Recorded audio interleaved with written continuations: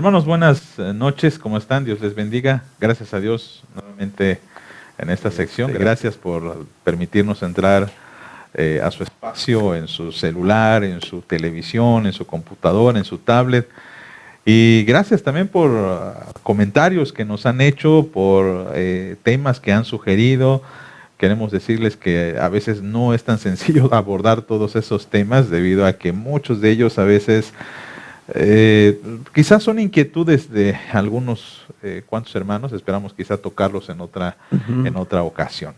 Pero el tema de esta tarde, el tema de esta noche, ustedes saben que siempre nos movemos por inquietudes, preocupaciones, conversaciones y pláticas. Y vamos a hablar hoy de sectarismos cristianos, ¿verdad? ¿Qué es eso? ¿Qué será? ¿Con qué se come? Sí, casi siempre pensamos en que somos los buenos, ¿no? Sí, y las demás son sectas. Sí. Sí, esa es una situación común. Y en ese segmento, a veces tomamos la posición de que, pues, obviamente yo soy el que está en lo correcto, ¿no? Claro. Empezamos tal vez definiendo un poco la idea de secta, ¿no? Es un término que se utiliza frecuentemente o mayoritariamente para definir a un grupo que tiene cierta verdad o que sustenta cierta verdad y los otros están equivocados. Esa es la forma más común. Quizás la otra, más sociológica, es definirla, en el primer caso se asume que además hay alguien que tiene cierta verdad y ya, ¿no? Sí. Y en el otro lado es más de carácter sociológico, donde secta es un sector que forma parte de, y si puedo decirlo así, las diferentes expresiones de la cristiandad, todos, más grandes o más pequeños, pero todos seríamos sectas. Es decir, somos un segmento, un sector de la cristiandad completa. O sea, entonces los bautistas son un sector, los presbiterianos otro sector, etcétera, cada uno de ellos, ¿no? No es una connotación peyorativa, Sí. de ninguna manera, sino solamente define que hay segmentos dentro de esa cristiandad y somos parte de una de ellas. Sí, quizá haya a priori la defensa o el rechazo hacia esta definición o esta designación de que habrá sectarismos en la iglesia, porque obviamente creemos que la mayoría de los que nos acompañan y siguen son miembros de la Iglesia Nacional Presbiteriana o de la Iglesia Presbiteriana, y decimos que tenemos una identidad. No obstante, es muy notable poder observar a lo largo y ancho de nuestro país que aun cuando hay cierta identidad presbiteriana, no se puede negar que hay bastantes identidades a lo largo del país, bastantes distinciones. Y muchos que habrán podido viajar a otros lugares se van a dar cuenta de que no hay dos iglesias presbiterianas exactamente iguales, ¿no? Por un lado, esto se debe a la geografía, por supuesto, la cultura de ese lugar, que tiene, por supuesto, énfasis en la vestimenta, por mencionar el caso. No es lo mismo iglesias de Acapulco, iglesias de Cancún, iglesias de Mérida, donde por el calor, pues la gente no usa traje, no usa saco. O si los usa en algunas condiciones. Sí, bueno, si hay aire acondicionado, ¿verdad? No usan manga larga, la gente viste un poco los horarios de los formal. cultos cambian. El horario de los cultos, por supuesto. La música que se toca en algunas ocasiones, pero cuando hablamos de sectarismo nos vamos más hacia ciertas ideas que prevalecen en algunas iglesias y que hay hermanos que con estas ideas intentan como, no sé si prevalecer o no sé si distinguirse y al mismo tiempo criticar y demeritar a los demás. Sí. Por ejemplo, voy a mencionar el caso de un sectarismo cristiano. Esta tendencia de muchas iglesias hacia un corte judaizante, es decir, iglesias que están fascinados con todo lo que tenga que ver con la cultura hebrea, cultura judía. En algunos aspectos, no lo he visto aquí en México, pero en otros lugares eso se lleva a tal grado que incluso ya hay hermanos o pastores que predican con su kipá y tienen no me acuerdo cómo se le llama el cuerno ese ahí, su shofar. Su shofar, letras hebreas por todos lados, ¿no? Y parece bonito, pero a veces se ostenta eso como que esta es la iglesia verdadera, porque la iglesia, aun cuando seamos presbiterianos o reformados, pero nosotros sí defendemos la esencia de la escritura, porque aquí rescatamos la forma en cómo Jesús adoró, en cómo Jesús fue al templo, etcétera. Y y bueno, esto pues contagia, ¿no? Sí, incluso, por ejemplo, luego se va a convertir hasta en elementos litúrgicos, ¿no? Claro. Vamos a celebrar la Santa Cena. Sí. Pero sí. ¿con qué pan? Sí. Porque entonces quisiéramos que usáramos aquel mazot hebreo para poder utilizarlo, porque decimos que ese era el que usaba Jesús, ¿no? Sí. Aunque recuerdo algo en particular, siendo más precisos, cuando el relato del Evangelio cita el pan, no dice ácimos, por cierto, sino dice artos, que es el pan común. Ni siquiera es un pan especial, ¿no? Es un pan común. Entonces, claro, de pronto aquí algunos hermanos prefieren una determinada marca de pan, ¿no? Incluso en la Ciudad de México, no he visto aquí, pero en la Ciudad de México es muy común encontrar tiendas judías. Sí, claro. Aquí los hay también. No he visto. Pero tiendas judías que tienden sus productos, ¿cómo les llaman ellos? Kosher, gracias. Y obviamente venden vino kosher.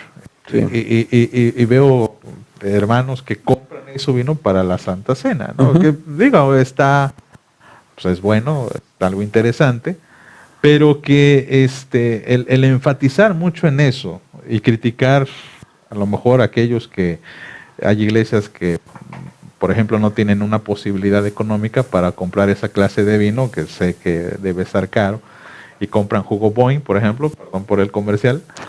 Sí. Pues el jugo Boing me cuesta 20 pesos a lo mejor el litro, y pues eso me alcanza para la iglesia en lugar del vino kosher, que una botellita así quizá me cuesta unos 300 pesos, y comprar cuántas botellas para la iglesia, ¿no? Pero se les olvida que la práctica judía además era rebajar el vino con agua, porque el vino como tal no era precisamente de consumo directo, sino en aquella época era una forma de purificar el agua. Por ejemplo, entonces se rebajaba de 1 a 6 o de 1 hasta 10 en algunas ocasiones, y porque el vino tiene un efecto importantísimo, va a matar todas las bacterias, y esa es la razón de por qué, ¿no? Sí, y el error es cuando asumimos eso como parte de nuestra identidad cristiana, y repetimos, la idea del sectarismo es decir, nosotros estamos bien porque hacemos esto, ¿no? Y ustedes están mal, y ustedes deberían seguir lo que nosotros estamos haciendo, ¿no? Sí. No sé, otro caso que tú quieras mencionar. Yo creo que de pronto tenemos cada uno nuestros propios héroes, ¿no? Sí, entonces cierta línea bíblico-teológica, particularmente teológica, más que bíblica, acerca con la cual nos identificamos, ¿no? Y, por ejemplo, uno de ellos en los últimos años ha sido estas escuelas de teología, por ejemplo, holandesa, ¿no? Y de pronto, si no es un autor de determinada escuela de teología holandesa, como que ya no tiene el mismo peso, ¿no? Sí. Tendemos a menospreciar a lo que no es acorde a esa línea, ¿no? Sí, entonces como que... Y en lo general son, en el caso de las teologías holandesas, que no está mal reconocerlo, tienen un papel relevante dentro de la producción teológica de la iglesia, pero las iglesias protestantes, si hablamos de las familias reformadas, a lo mejor vale la pena hacer una observación aquí. La iglesia presbiteriana no es una iglesia denominacional, aunque a veces le decimos así, o mayormente nos identificamos así. somos una iglesia confesional. Ese es el término más preciso. ¿Por qué una iglesia confesional? Bueno, pues justamente lo que nos une es lo que confesamos, más que otros elementos. Claro. Por ejemplo, criterio de identidad presbiteriana no es el himnario. No. El himnario no es un criterio de identidad presbiteriana. Sí lo es lo que confesamos. Y ahí, cuando vamos a lo que confesamos, bueno, ahí tenemos una gama bien amplia, ¿no? Desde símbolo apostólico, credo niceno, calcedonia y atanasio. Híjole, son 4 credos y no se me espante por lo que voy a decir, pero son los credos ecuménicos. Es decir, los que confiesa la cristiandad en lo general. A eso es a lo que refiero. Claro. Y forman parte de la confesión de fe de la iglesia presbiteriana. Pero luego vienen los distintos documentos producidos particularmente en el siglo XVI-XVII, y estábamos hablando de la ginebrina, la belga, escocesa, hay quienes incluyen o no los documentos de Juan Calvino, como la institución de la religión cristiana, Heidelberg, la segunda helvética, en fin, ¿no? Cánones de Dort, en fin, se da cuenta, el conjunto incluso de confesiones y de credos es bien amplio. Algunos son más, si los examináramos individualmente, sí tienen ciertas particularidades. Calcedonia tiene una parte, el niceno tiene otra parte, etcétera, ¿no? Entonces, si puedo decirlo así, la confesión de la iglesia es el conjunto de, y no exclusivamente uno u otro, ¿no? Claro, claro. Pero los sectarismos ahí es donde empiezan, ¿no? Sí. De pronto escogemos los que van de determinada vertiente, y si no es de Heidelberg, o si no es de Dort, o si no es de X, pareciera que ya no tienen validez, ¿no? Y no es así. Creo que quizá eso se debe un poquito a que nuestro país fue evangelizado, sí, por algunas iglesias americanas o norteamericanas, Sí, pero mayormente. sobre todo porque en un principio ni la iglesia presbiteriana en Estados Unidos estaba bien unida y conformada, ¿no? Sí, había 2 iglesias presbiterianas. Sabemos que o 2 grandes. Ahorita ya hay 3, tengo entendido, ¿verdad? Como 5, pero... Bueno, y entonces cada iglesia tenía su estilo, y hubo quienes fueron más hacia esa línea reformada, esa línea, vamos a decir, conservadora, heredera un poquito de la iglesia en Escocia, muy formal, muy europea, fría en el sentido de que, a diferencia de los latinos, que somos muy tropicales, muy alegres, los escoceses son más fríos en cuanto a sus emociones. Eso permea en Estados Unidos, permea en México, y es ahí de donde nos hacen mucho la crítica a la iglesia presbiteriana, que realmente no hemos sabido ser una iglesia dentro de la identidad, digamos, mexicana o latinoamericana, ¿no? Sí. Sino que pretendemos ser europeos en nuestra forma de adorar, etcétera. Y que a veces esta es la razón por la que la iglesia presbiteriana quizá no ha crecido tanto, porque no se identifica con el mexicano promedio, que el mexicano llega y ve himnos, bueno... Sí, la himnología tradicional. No es algo que apele, ¿no?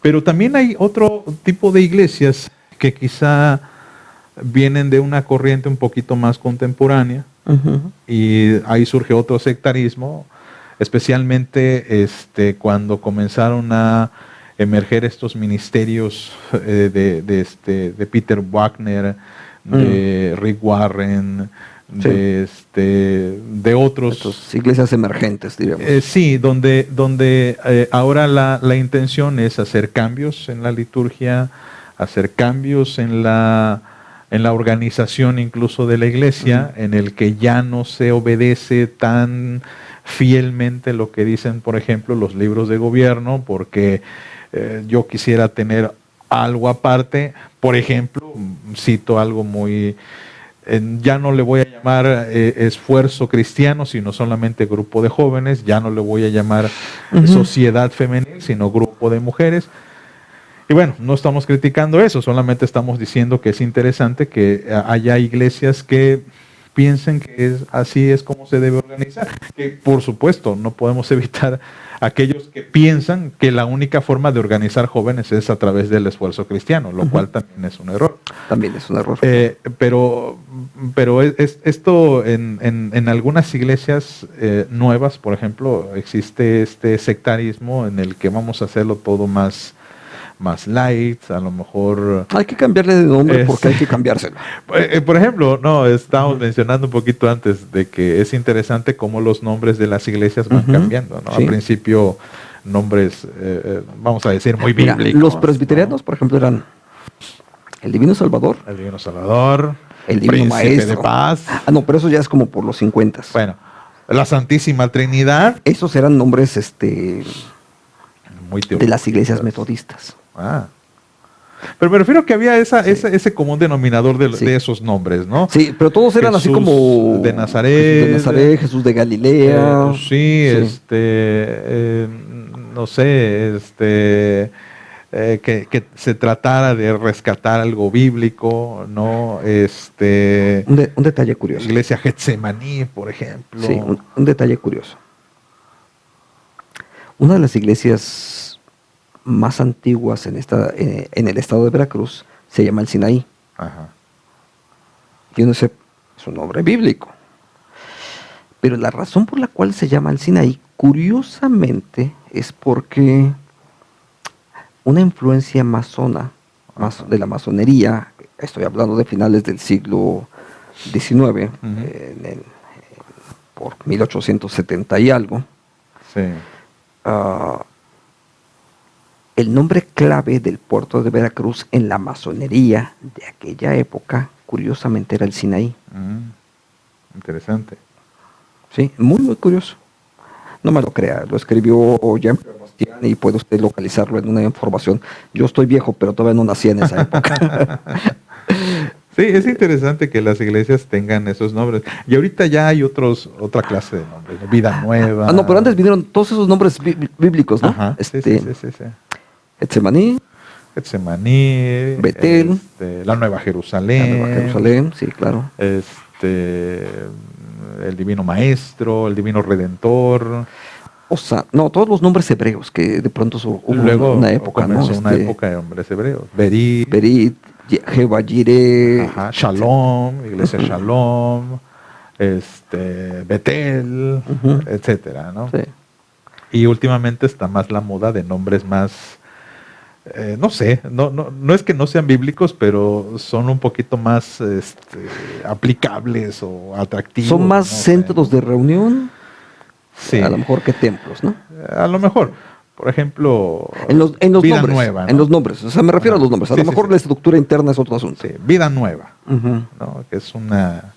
Sí. Que llama la atención. Vida Nueva, por ahí vi otra. Sanidad, unción enlace. Fresca, unción fresca, trigo nuevo o trigo limpio. No, trigo limpio era nuevo. Un grupo, ¿no? Un grupo de los 80. Sí. En fin, ¿no?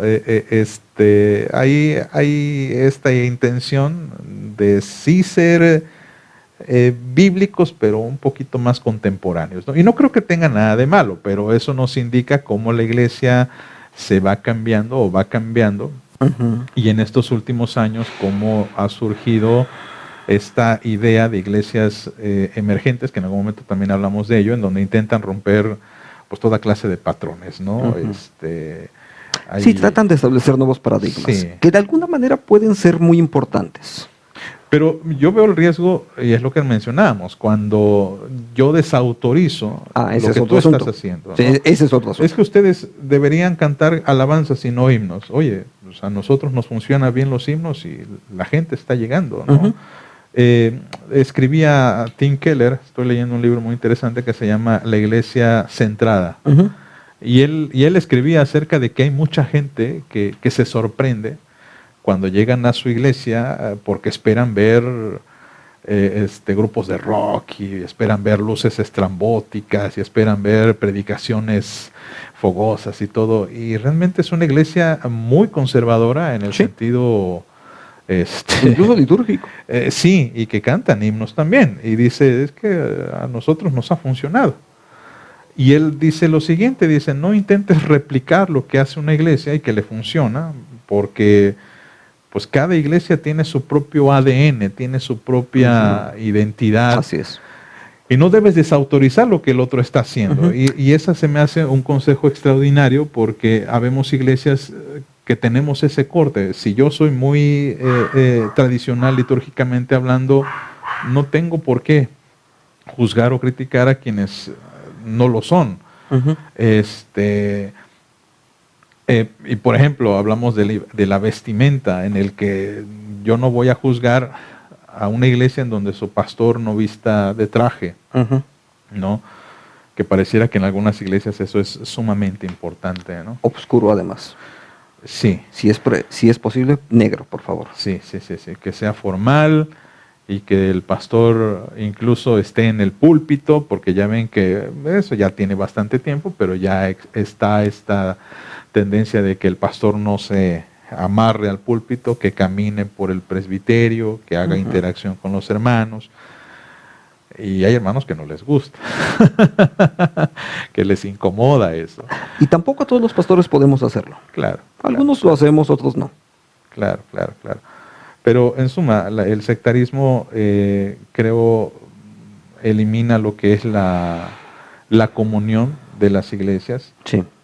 Y creo que una consecuencia de esto es que es interesante que en una iglesia, en una ciudad de iglesias, donde hay iglesias, más de una iglesia presbiteriana, las diferencias sean tan evidentes que nos separen. Eso llama la atención. Sí, se nos olvida esa parte justamente que sí es escritural. Somos todos parte del mismo cuerpo de Cristo. Tenemos diferentes formas de expresarlo. Por ejemplo, la música no determina que una iglesia sea saludable. O sea, he tenido oportunidad de conocer iglesias que tienen una liturgia muy tradicional y son iglesias que están evangelizando, que tienen buenos programas educativos, que están creciendo, que sostienen misiones en muchos lugares y su liturgia es bien tradicional. También conozco algunos grupos pequeños que a veces tienen mucha alabanza, adoración estridente incluso en algunas ocasiones, y siguen siendo las mismas 15 personas. Entonces, el estilo de la música no determina que una iglesia sea saludable. Hay otra serie de factores que ya hemos en algún momento hablado, que son los que determinan la salud de la iglesia. Pero sí, efectivamente, de pronto hay algunos, déjeme mencionar uno más, uno de estos sectarismos que se han puesto de moda, porque honestamente hay distintos periodos en los que van como tomando auge, ¿no? Por ejemplo, toda esta propuesta de regresar a leer al puritanismo inglés y norteamericano, que tienen un aporte, por supuesto, pero y si no entiendo lo que dijo Jonathan Edwards, de verdad estoy fuera de la fe. Digo, Jonathan Edwards escribió en su momento y menciono uno como muchos otros más, ¿no? A lo mejor solamente es uno de los referentes, ¿no? Claro que cada uno de ellos tuvo un aporte, pero también cada uno de ellos vivió en un determinado mundo. Y eso a veces nos afecta, eso que tú decías hace rato hace unos minutos, de esa perspectiva de pronto de vernos como extranjerizantes, donde lo exógeno pareciera que es nuestra manera de fe, ¿no? A veces, por ejemplo, ahorita que lo que hemos mencionado, el tener que recurrir al puritanismo norteamericano, inglés, o a las escuelas de teología holandesa, o quizás los modelos litúrgicos particularmente desarrollados hacia Estados Unidos, los nuevos movimientos litúrgicos, de generar iglesias, no sé, como muy urbanas, etcétera, ¿no? incluso ahorita con la época de la Reforma, el próximo mes estaremos recordando algo sobre la Reforma y de pronto nos sale lo hipercalvinistas, ¿no? Y queremos volver a cantar los himnos de Calvino, los himnos de Martín Lutero, aunque nada más es en el mes de octubre, ¿no? Después Claro, ya se nos, claro. ya después tomamos otra vertiente. Pero no vivimos en la Ginebra del siglo XVI, no somos holandeses del siglo XVIII, XIX, no vivimos en las 7 colonias británicas. Bueno, somos mexicanos. Claro. Creo que hace falta lo que mencionamos también en otra ocasión cuando señalamos la falta de producción literaria en México, Sí. la falta de autores en México que hagan propuestas desde el país en el que nos encontramos. Y sí se puede, porque Brasil lo ha hecho. Sí, claro. Argentina lo ha hecho. Sí, Argentina, Colombia lo ha hecho, claro. Costa Rica lo ha hecho, Nicaragua lo ha hecho. Y que sinceramente son, con excepción de Brasil, que tiene un grupo presbiteriano reformado muy grande, con excepción de ellos, honestamente, la mayor parte de los demás países tienen grupos presbiterianos y reformados muy pequeñitos. Sí. Cuba lo ha hecho. Nos guste o no mucho su teología, digo, lo mismo podríamos decir de cualquier otro. Claro. Pero tienen un aporte teológico que ellos han hecho desde su propio contexto. Y esa sí es una lección de la Biblia. Sí. La encarnación del Evangelio y vivir y desarrollar la misión desde nuestra identidad, no nacional, sino porque hasta alguien me diría cuál es lo nacional en México, ¿no?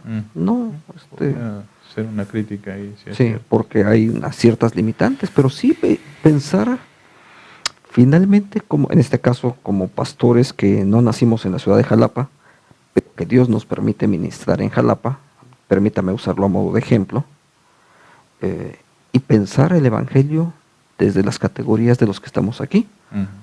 Algún día lo hice en Acapulco, algún día lo hiciste en Cuernavaca, ¿sí? Entonces, bueno, Dios nos pone en diferentes instancias y desde ahí pensar la identidad y el trabajo del Evangelio, ¿no? Sí. Vivir el Evangelio desde esa identidad donde estamos. Y creo también recalcar lo que llevamos diciendo, no criticar o no hacer menos o despreciar a aquellos eso no contribuye.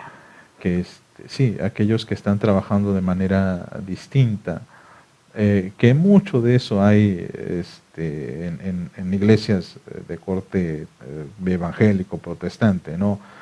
Criticamos mucho, por ejemplo, lo que hacen los católicos, ¿no? Pero ya en mayor intimidad criticamos lo que hacen los pentecostales, lo que hacen los carismáticos. Y creo que tienen sus puntos críticos, es cierto, es verdad. No podemos negarlo. Lo peor es cuando criticamos a otras iglesias presbiterianas. Hasta de los mismos grupos, ¿no? Internos, ¿no? Del mismo presbiterio a veces, ¿no? Y eso sí se me hace bastante peligroso, de mal gusto, porque hay iglesias, aunque no lo queramos reconocer, que tienen una especie de egocentrismo y tienen una especie de percepción de ellos mismos como que somos la iglesia modelo de esta ciudad. Como superiores. O somos la iglesia modelo del presbiterio, o somos la iglesia modelo que rige a los demás. Y a veces eso no es así, ¿no? Sí. Uno de los grandes riesgos que yo veo que todo esto ha ido generando es la pérdida de la riqueza que podría la Iglesia Nacional Presbiteriana tener. Más o menos, estamos hablando tal vez de, 5.000, 5.500 templos presbiterianos en el país. Estos de alguna manera sectarismos, a veces por una razón, por otra. La idea de que somos los mejores en relación a otros. Sí. Y no contribuye ni a la unidad. Porque piense un poquito en esto. ¿Qué pasaría si 4 o 5 iglesias que están en la misma ciudad pudiésemos crear una red de iglesias? ¿Sí? Es un poco esta idea de Keller, de generar una red de iglesias que estamos ministrando a la ciudad. En lugar de que cada iglesia local intente ministrar a toda la ciudad, lo cual, déjeme decirles, de por sí no es posible. En esta ciudad pequeñita donde estamos, quizás hablamos de, no sé, 800,000 habitantes. Es una ciudad pequeña. Si acaso, quizás no somos ni siquiera 800 presbiterianos en esta ciudad. Entonces nos tocan como de a 1,000 a cada uno. Sin duda, si cada iglesia local quisiese evangelizar a los 800,000, es muchísimo más difícil. Claro, claro. Pero si creamos una red, que no es más que reconocer una identidad que nos es común y apoyarnos, animarnos mutuamente, ¿sí? Y seguramente podríamos hacer algo más. Y si esto lo pudiésemos replicar en ese mismo nivel con las iglesias de un presbiterio o de la Iglesia Nacional, piénselo en ello, seguramente podremos compartir recursos, oportunidades, experiencias y no necesariamente tener todos que repetir exactamente lo mismo. Porque muchos lo que hacemos es exactamente lo mismo, sí. Todos lo hacemos igualito. Y repetimos, querrámoslo o no, muchos de nuestros esfuerzos se van repitiendo. Sí, porque creemos que ese es, digamos, ya está aprobado ese modelo, o ya está aprobada esa idea, ya está aprobado ese ministerio, y lo único que hay que hacer es replicarlo. Y nos damos cuenta que a veces no funciona tal y como lo pensamos. Y esa es la idea del sectarismo, ¿no? El sectarismo es, bueno, me fijo en lo que está haciendo, por ejemplo, en la iglesia de John MacArthur, por ejemplo, que hace conferencias y hace, bueno, voy a imitar ese modelo, lo voy a imponer en mi iglesia, y a veces me doy de topes con la pared porque no está funcionando. Sí. Voy a hacer lo que están haciendo a lo mejor en cierta iglesia que tiene servicio social y abro un comedor comunitario. Eso es lo que quiero hacer, y me doy cuenta que a lo mejor hay demasiados pobres en la ciudad, no me doy abasto ni para compartir el alimento, ni para compartir el evangelio, y entonces empiezo a frustrarme. Bueno, pues voy a hacer lo que está haciendo tal pastor, y estoy haciendo grupos pequeños, y formo grupos pequeños, y me doy cuenta que a lo mejor no tengo el material apropiado, no tengo los recursos apropiados, no tengo la capacitación hacia la gente, y fracaso, ¿no? Esa es la idea del sectarismo. Busco lo que un grupo está haciendo, lo imito o lo calco, lo coloco en la iglesia, y adopto una personalidad, o adopto un modelo que alguien está haciendo, en lugar de desarrollar el propio ministerio de la iglesia local, ¿no? Creo que a veces es esa pereza de decir, vamos a descubrir cuáles son los dones de nuestra iglesia, y conforme a eso vamos a trabajar en la iglesia. Sí, en el último año y medio, les quiero compartir esto, en el último año y medio estuve leyendo devocionalmente mucho de la teología paulina. Y cuando hablo de la teología paulina no estoy diciendo otra cosa más que el libro de los Hechos y las epístolas. No crea que me puse a leer libros acerca de eso, sino el Evangelio, el libro de los Hechos y sus epístolas, las epístolas paulinas. Hay algo que subyace, que tiene que ver justamente con esto. Hay equipos ministrantes, es decir, no es el pastor o el líder de la iglesia que trabajan de forma sola. No, son equipos ministeriales. Pablo, Silas, Timoteo, etcétera. Y hay muchos nombres que aparecen ahí. Son equipos ministrantes, pero que también crean al mismo tiempo una red de ministración. Porque de pronto lo que te encargué que estaba en Troas, llévaselo a Capadocia, y lo de Capadocia, compártele incluso el documento de Filipos a los de que están en tal parte, ¿no? O sea, pues eso uno lo logra notar fácilmente en el texto. O sea, hay una información que está circulando, entre otros, una red de ministerios que están entrelazados entre ellos, al mismo tiempo que comparten recursos, también manejan cierta especificidad. Porque la situación de Corinto es diferente de las iglesias que estaban en Galacia. Ajá. O los que estaban en Éfeso no están pasando exactamente lo mismo que lo que está pasando en Filipos, ¿no? O en Colosas. Hay circunstancias específicas de cada uno de ellos que necesitan ser atendidas y son atendidas, por supuesto. Hay oportunidades ministeriales en Tesalónica que no tienen los que se encuentran en otros lados.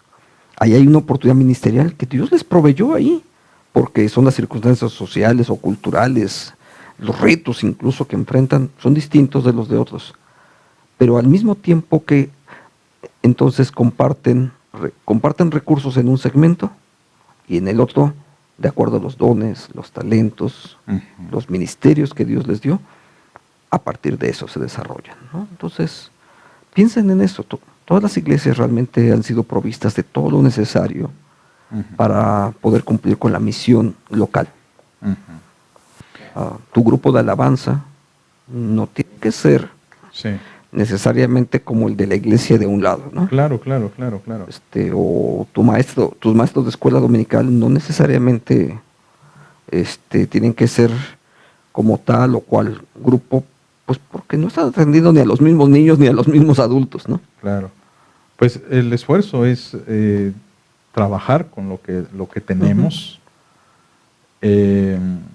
sentarnos a leer, reflexionar, escribir, y mucho de esto también creo tiene que ver con la prueba y el error, que es lo que muchos le tenemos miedo, ¿no? Tenemos miedo al fracaso, a equivocarnos, pero pues tristemente es lo que saca a una iglesia adelante, el que probemos a lo mejor algo, no exactamente igual a como lo están haciendo. Si yo quiero poner grupos pequeños, bueno, voy a hacer mi modelo de grupos pequeños, dependiendo de la organización de mi iglesia, el tamaño, las características de la iglesia. Y a lo mejor me equivoque, pero no tengo que dejarlo, descartarlo, sino voy a intentarlo de nuevo, ver qué falló la última vez y en esta ocasión hacerlo de mejor manera. Pero requiere tiempo. Miren, hermanos, las iglesias siempre estamos un poco en construcción. Nuestros ministerios, querrámoslo o no, también son temporales. Y un autor que leí hace tiempo decía, tenemos que generar esos espacios de gracia. Entender que muchos de nosotros nos vamos a equivocar en el proceso mismo, de que nuestras curvas de aprendizaje a veces son más grandes de lo que quisiéramos. Estoy seguro que todos quisiésemos elaborar determinado proyecto y nunca equivocarnos, pero hay ocasiones en las que tenemos que reconocer que nos equivocamos, que no fue el mejor proyecto, y con toda humildad reconocer esto no fue lo mejor, corregir y pedir dirección del Señor, y si es necesario también el apoyo y el ánimo, porque finalmente hay otros hermanos que lo han hecho antes que nosotros. Y animarnos y trabajar juntos. O sea, hay cosas en las que sí podemos trabajar en equipo, reconocer esa unidad y seguir construyendo, porque finalmente servimos a un mismo Señor. Amén. Pues gracias, hermanos, por su tiempo. Gracias, el Señor sea con ustedes. Seguimos adelante. Pastor, gracias. Gracias. Hasta luego.